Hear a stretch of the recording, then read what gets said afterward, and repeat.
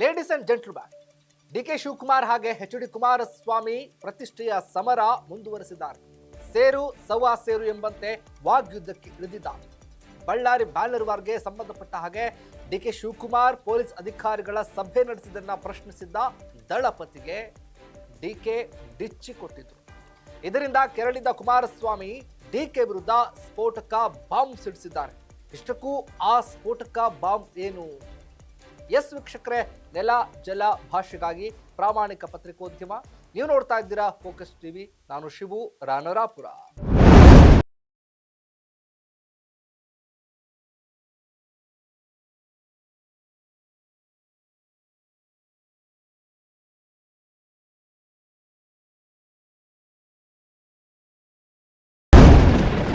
DCM DK Shivakumar ಹಾಗೆ ಕೇಂದ್ರ ಮಂತ್ರಿ ಕುಮಾರಸ್ವಾಮಿ ಅವರ ಸಂಘರ್ಷ ಇಂದು ಮೊನ್ನೆದಲ್ಲ, ವರ್ಷಗಳದ್ದೂ ಅಲ್ಲ, ದಶಕಗಳದ್ದೂ ಅಲ್ಲ.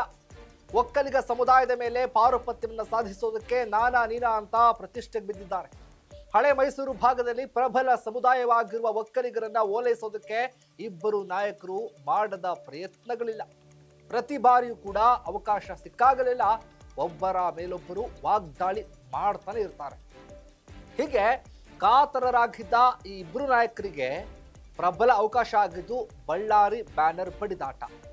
ಬಳ್ಳಾರಿಗೆ ಹೋಗಿದ್ದ ಡಿಸಿಎಂ ಡಿಕೆ ಶಿವಕುಮಾರ್ ಅಲ್ಲಿ ಪೊಲೀಸರ ಸಭೆ ನಡೆಸಿ ಘಟನೆಯ ಮಾಹಿತಿ ನೀಡಿದ್ರು.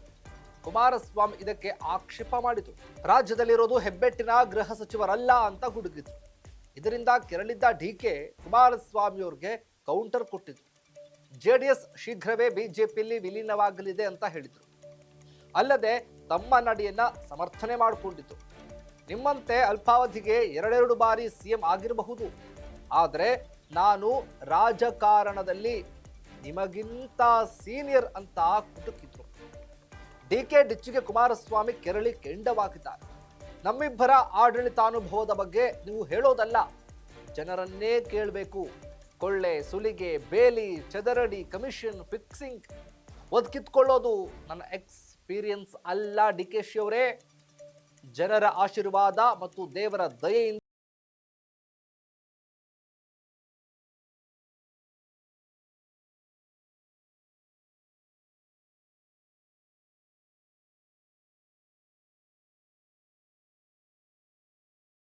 ಕೊಳ್ತೇನೆ ಅಂತ ಕುಮಾರಸ್ವಾಮಿ ಡಿಕೆ ಶಿವಕುಮಾರ್ಗೆ ಕೌಂಟರ್ ಕೊಟ್ಟಿದ್ದಾರೆ. ಅಲ್ಲಿ ಗೃಹ ಸಚಿವರು ರಾಜ್ಯದಲ್ಲಿ ಹೆಬ್ಬೆಟ್ಟಿನ ಗೃಹ ಸಚಿವರು ಅವರ ಅಧಿಕಾರದ ವ್ಯಾಪ್ತಿ ಏನು ಅಂತಕ್ಕಂಥದ್ದನ್ನ ಕೇಳಲಿಕ್ಕೆ ಬಯಸ್ತೀನಿ ನಾನು.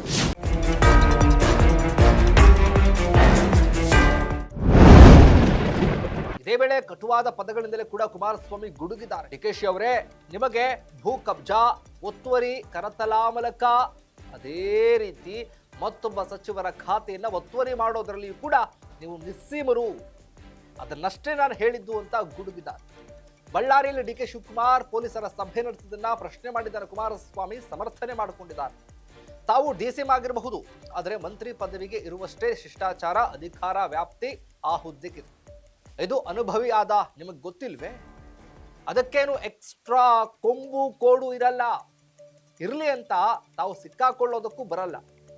ನಿಮ್ಮ ಎಕ್ಸ್ಪೀರಿಯನ್ಸ್ಗೆ ಈ ಸಣ್ಣ ವಿಷಯವೂ ಕೂಡ ತಟ್ಟಲಿಲ್ವಾ ಮಿಸ್ಟರ್ ಡಿಕೆ ಶಿವಕುಮಾರ್ ಅವರೇ ಅಂತ ತಿವಿದಿದ್ದಾರೆ. ಇಷ್ಟಕ್ಕೆ ಸುಮ್ಮನಾಗದ ಕುಮಾರಸ್ವಾಮಿ ಪೊಲೀಸ್ ಅಧಿಕಾರಿಗಳ ಸಭೆಯನ್ನ ಗೃಹ ಸಚಿವರೇ ನಡೆಸಬೇಕಾಗಿತ್ತು. ಅದು ಅವರ ಅಧಿಕಾರ ವ್ಯಾಪ್ತಿ. ಅವರು ಬಿಟ್ರೆ ಮುಖ್ಯಮಂತ್ರಿಗಳು ಅಂತಹ ಸಭೆ ನಡೆಸಬಹುದು. ನೀವು ಸಭೆ ನಡೆಸಿದ್ದು ಶಿಷ್ಟಾಚಾರ, ಅಧಿಕಾರ ಸ್ಪಷ್ಟ ಉಲ್ಲಂಘನೆ. ಇದನ್ನ ಆಡಳಿತಾನುಭವ, ಸೀನಿಯಾರಿಟಿ ಅಂತ ಬೆಂತಟ್ಕೊಳ್ತೀರಾ? ಹೋಗ್ಲಿ, ನೀವು ಮೀಟಿಂಗ್ ಮಾಡಿ ಅಂತ ಗೃಹ ಸಚಿವರು ಸಿಎಂ ಹೇಳಿದ್ದಾರಾ? ಇಲ್ಲವಲ್ಲ. ಡಿಕೆ ಶಿವಕುಮಾರ್ಗೆ ಕುಮಾರಸ್ವಾಮಿ ತಿರುಗೇಟನ್ನ ಕೊಟ್ಟಿದ್ದಾರೆ. ನನ್ನ ಬಗ್ಗೆ ವೈಯಕ್ತಿಕವಾಗಿ ರಬ್ಬರ್ ಸ್ಟ್ಯಾಂಪ್ ಅಂತ ಹೇಳಿದ್ದಾರೆ. ಅದನ್ನ ನಾನು ಅಷ್ಟು ಸೀರಿಯಸ್ ಆಗಿ ತಗೊಳಕ್ ಹೋಗೋದಿಲ್ಲ.